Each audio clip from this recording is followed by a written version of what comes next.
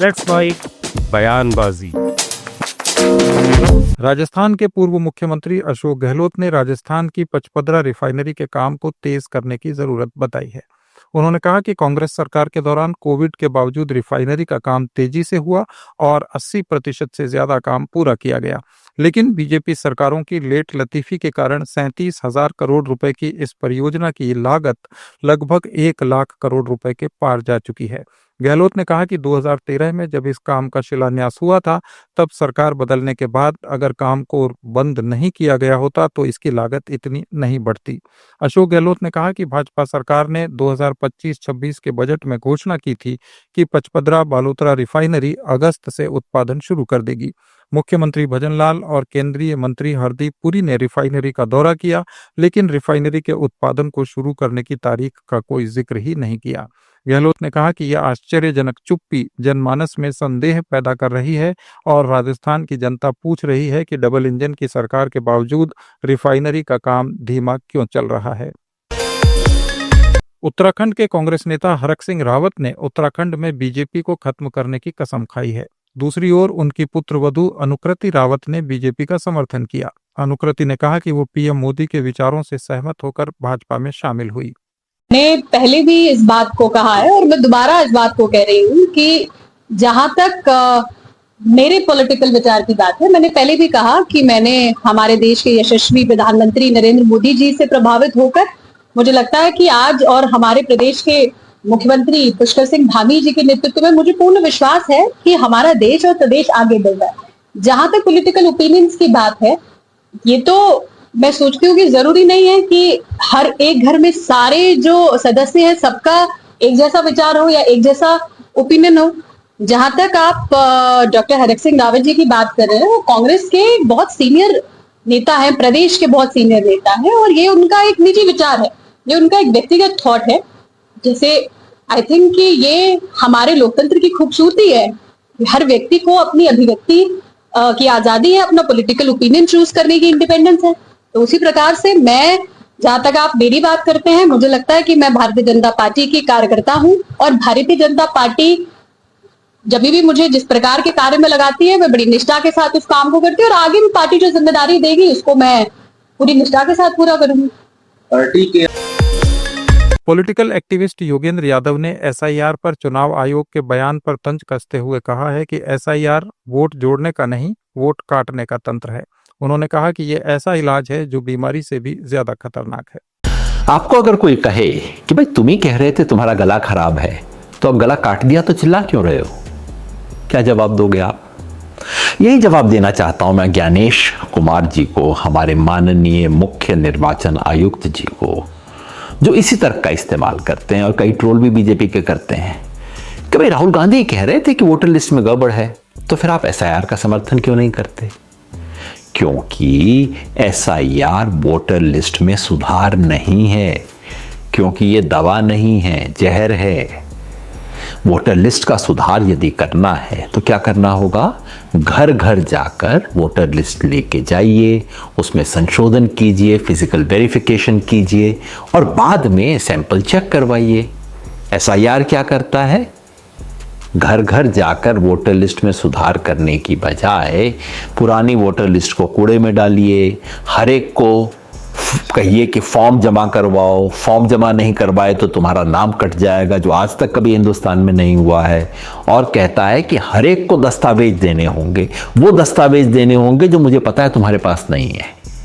ये है SIR. SIR vote जोड़ने नहीं, वोट लिस्ट में सुधार करने की नहीं, वोटर काटने की प्रक्रिया है, डिसएनफ्रेंचाइजमेंट की प्रक्रिया है। ये बीमारी का इलाज नहीं है, ये वो इलाज है जो बीमारी से ज्यादा खराब है। राहुल गांधी की मतदाता अधिकार यात्रा पर कर्नाटक के उप मुख्यमंत्री डीके शिवकुमार ने कहा कि बिहार की यह यात्रा देश में एक बड़ा बदलाव लाने वाली है। उन्होंने कहा कि राहुल गांधी ने कर्नाटक से बिहार तक जो मुद्दा उठाया है वह राष्ट्रीय चर्चा का विषय बन गया है। उन्होंने कहा कि राहुल अपने लिए नहीं लड़ रहे, वो संविधान की ओर से दिए गए आम आदमी के लिए न्याय की लड़ाई लड़ रहे हैं। See, the Yatra in Bihar is a big game changer in the country. The issue which Rahul Gandhi has raised from Karnataka to Bihar has become the talk of the country. He is not fighting for himself. He is fighting for justice for a common man, which the constitution has been given. I know from my state what has been happened, and that is the lead. And today I am very proud that the Supreme Court also has given lot of opportunity for all the people to set right their voters, and they need a change here. The change is for Mahagathbandhan. That will happen. I could see the youngsters, even in Karnataka, this type of youngsters I could not see. Such a big erosion of youngsters are coming out of the streets of Bihar. I would like to thank them. They should use the opportunity. Whatever the guarantee they have given, our Mahagathbandhan has given, definitely it will help. We will keep up our promise. Whatever promise we delivered, we have spoken in any state which we have come to power, we have delivered, and the same thing will happen here. I am very confident Bihar will have a change. Last time with a small margin, Mahagathbandhan has lost. This time we will have a government, India bloc government. पूर्व केंद्रीय मंत्री और BJP नेता विजय गोयल ने supreme court के आवारा कुत्तों पर दिए गए फैसले पर मोर्चा खोल दिया है। गोयल ने एक्स पर कहा कि सुप्रीम कोर्ट का फैसला अजीब है। जो अच्छी बातें हैं वे लागू नहीं होंगी और जो गलत हैं उन्हें जनता भुगतेगी। गोयल ने कहा कि दिल्ली में रोज 2000 लोग कुत्तों के काटने का शिकार होते हैं। उन्होंने कहा कि 1,20,00,000 आवारा कुत्ते देश भर में खुले घूम रहे हैं, इसीलिए उन्होंने ये आंदोलन शुरू किया है। दोस्तों, सुप्रीम कोर्ट का निर्णय बड़ा अजीब है। जो अच्छी बातें हैं वो इम्प्लीमेंट नहीं हो सकती और जो खराब बातें हैं उसके लिए हम सबको भुगतना पड़ेगा। उन्होंने कह दिया स्टरलाइजेशन और वैक्सीनेशन होनी चाहिए। स्टरलाइजेशन वैक्सीनेशन का तो नियम पहले भी था, हो नहीं रही थी, अभी भी वैसे ही चलेगी मुझे लगता है। उन्होंने कहा स्टरलाइजेशन वैक्सीनेशन के बाद कुत्तों को वहीं ही छोड़ दिया जाएगा और केवल अग्रेसिव काटने वाले खूंखार कुत्तों को बाड़े में रखा जाएगा। अब इस पर ये कुत्ता प्रेमी बहुत लड़ेंगे कि इसको आपने अग्रेसिव कैसे कह दिया, इसको खूंखार कह दिया, ये मेरे बच्चे को आपने काटने वाला कह दिया। तो आपके केस बढ़ जाएंगे थानों के अंदर, कुत्ता एक नहीं बाड़े में जा पाए। दूसरा, उन्होंने ये कह दिया है कि पब्लिक फीडिंग पर बैन होगा कुत्तों की और ये डेजिग्नेटेड जोन के अंदर ही आप फीडिंग करा सकेंगे।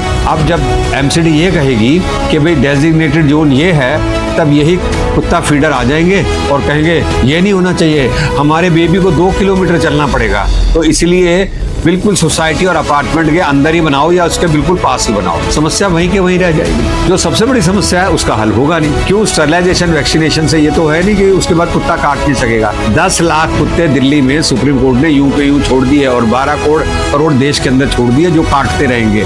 दिल्ली में हर रोज 2000 कुत्ते काटते हैं, वो काटते रहेंगे। मेरा सिर्फ इतना कहना है, अब ये जब कुत्ते काटेंगे तो मुझे सुप्रीम कोर्ट की याद आएगी। सुप्रीम कोर्ट की जिम्मेदारी होगी और इन एनजीओज की जिम्मेदारी होगी जो डॉग फीडिंग करते हैं, क्योंकि यही चाहते हैं कि ये सड़कों पे रहें आवारा कुत्ते। बच्चे बच्चे कहते हैं इनको, पर बच्चों को गोद नहीं लेते, अपने घर में नहीं ले जाते, इसलिए कोई अडॉप्ट नहीं करेगा इनको और इसी तरीके से चलता जाएगा। तो मैं समझता हूं कि आवारा कुत्तों की समस्या यूं की यूं बनी पड़ी रहेगी। आज मैंने इस आंदोलन की शुरुआत कर दी है पुनः, और पहली मीटिंग मेरी आज हुई है रोज क्लब लोधी गार्डन के अंदर। सैकड़ों की संख्या में जो लोग वहां उपस्थित थे, RWA के थे, NGO के थे, सवेरे घूमने वाले थे, उन सब ने मुझे कहा है गोयल साहब आप आगे बढ़ो, हम तुम्हारे साथ। रेजिडेंट वेलफेयर एसोसिएशन से मेरा अनुरोध है, आप भी अपने यहाँ लोगों को इकट्ठा करके अगर आवारा कुत्तों के काटने की समस्या पर मीटिंग रखना चाहते हैं तो आपको हमसे संपर्क करना होगा।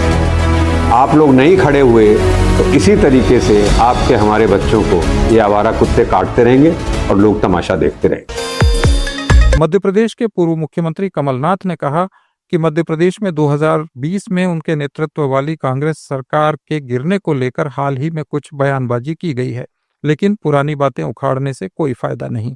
कमलनाथ ने एक्स पर कहा कि सच ये है कि व्यक्तिगत महत्वाकांक्षा के अलावा ज्योतिरादित्य सिंधिया को ये लगता था कि सरकार दिग्विजय सिंह चला रहे हैं। इसी नाराजगी में उन्होंने कांग्रेस के विधायकों को तोड़ा और सरकार गिराई। असम के मुख्यमंत्री हिमंता बिस्वा शर्मा ने प्रशांत भूषण, हर्ष मंदर, जवाहर सिरकार और वजाहत हबीबुल्ला पर आरोप लगाते हुए कहा कि ये लोग आंदोलनजीवी हैं और असम में घूम रहे हैं। उन्होंने कहा कि ये एक समुदाय विशेष के प्रतिनिधियों के संपर्क में है। हिमंता ने कहा कि इन लोगों का मकसद असम में अस्थिरता लाना है और सरकार उन पर नजर रख रही है। যোৱাকালিৰ পৰা অসমত অশান্তি বিয়পাবলৈ কেইজনমান বিশেষ ব্যক্তিয়ে গোটেই অসমখনত ভ্ৰমণ কৰি আছে। আমাৰ হৰ্ষ মণ্ডল আৰু প্ৰশান্ত ভূষণ তেওঁলোকে অসমৰ বিভিন্ন স্থানত গৈছে যোৱাকালিৰ পৰা। আৰু আন এটা গ্ৰুপ এই ধৰণৰ ব্যক্তিৰে আন এটা গ্ৰুপ জহাৰ চিৰকাৰ আৰু ৱাজেদ হবিবুল্লাহ, ফায়াজ শ্বাহিন এই ধৰণৰ ব্যক্তিসকলে যোৱাকালিৰ পৰাও নামনি অসমৰ বিভিন্ন জিলাত ভ্ৰমণ কৰি আছে। তেওঁলোকে কেৱল সংখ্যালঘু সম্প্ৰদায়ৰ নেতাসকলক লগ পাইছে, জামাতি ইছলামিক লগ পাইছে। অসমত এটা অশান্তিৰ বাতাবৰণ বিয়পাবৰ কাৰণে NRCৰ সময়ত যেনেকৈ এই ব্যক্তিসমূহ অসমলৈ আহি NRCখন ফেইল কৰিছিলে, তেনেকৈ আৰু এটা প্ৰচেষ্টা আৰম্ভ কৰিছে। আমি তেওঁলোকৰ মুভমেণ্ট আমি প্ৰত্যক্ষ কৰি আছোঁ আৰু তেওঁলোকে NRCৰ সময় যি ধৰণে সফল হ'ল, এইবাৰ যাতে সফল হ'ব নোৱাৰে তাৰ বাবে চৰকাৰে কাঢ়া দৃষ্টি ৰাখিছে। মেক্সিমাম এই ফেচবুক একাউণ্টবিলাক পাকিস্তান আৰু বাংলাদেশ। আপোনালোকে যদি ফেচবুক একাউণ্টবিলাক চাই, ইয়াৰ অৰিজিন বাংলাদেশ আৰু পাকিস্তানৰ। অসমত কংগ্ৰেছ, জামাতি ইছলামী হিন্দ, প্ৰশান্ত ভূষণ, হৰ্ষ মণ্ডলৰ দৰে ইণ্টেলেকচুৱেল আৰু বাংলাদেশ পাকিস্তানৰ পৰা কিছু এলিমেণ্ট বহুত বেছি সক্ৰিয় হৈ আছে অসমখনক দুৰ্বল কৰিবৰ বাবে। আমি সকলো অসমীয়া আৰু ভাৰতীয় একত্ৰিত হৈ থাকিব লাগিব যাতে এই ষড়যন্ত্ৰ আমি বিফল কৰিব পাৰোঁ। हरियाणा के मुख्यमंत्री नायब सिंह सैनी ने कुरुक्षेत्र में हरियाणा स्वच्छता मिशन की शुरुआत की। उन्होंने लोगों को स्वच्छता की शपथ भी दिलवाई। जिन्होंने एक मिशन के तौर पर कुरुक्षेत्र को स्वच्छ कुरुक्षेत्र, मेरा कुरुक्षेत्र मेरा अभिमान, इसके तहत हरियाणा शहर स्वच्छता अभियान 2025, हर गली हर मोहल्ला स्वच्छ हरियाणा की पहचान, इस कार्यक्रम का आज शुभारंभ कर रहे हैं। मेरा आग्रह है कि हम सब खड़े होकर के स्वच्छता की शपथ लें। मैं बोलूंगा, उसके बाद अपना अपना नाम आप कोट कर लेंगे। मैं यह शपथ लेता हूं कि मैं स्वच्छता को अपने कर्तव्यों का सबसे महत्वपूर्ण हिस्सा मानूंगा। मैं जिला कुरुक्षेत्र अपने घर गली मोहल्ले में पूरी ईमानदारी और निष्ठा से सफाई कार्य करूंगा। मैं स्वयं गंदगी नहीं फैलाऊंगा और न ही किसी को फैलाने दूंगा। मैं जनता को स्वच्छता बनाए रखने के लिए प्रेरित करूंगा। मैं कचरे का सही ढंग से पृथक्करण सुनिश्चित करने में योगदान दूंगा। मैं जिला कुरुक्षेत्र को स्वच्छ जिला बनाने के लिए पूरी ईमानदारी और मेहनत से कार्यरत रहूंगा। भारत माता की जय। ये थे आज के कुछ अहम बयान। अपडेट्स के लिए जुड़े रहिए लेट्स माइक के साथ। आप सुन रहे थे let's mic more than radio. Follow कीजिए हमें हमारे सोशल मीडिया प्लेटफॉर्म्स पर। It's time for news. It's time for more than radio. Presenting the first radio news app, Let's Mic. Let's Mic, a news-based app on your phone where you get to watch and listen news, talk shows, interviews, radio show podcasts. On Let's Mic, you get all relevant information of TV, print, radio, podcast, and digital. Let's Mic talks about every segment of life.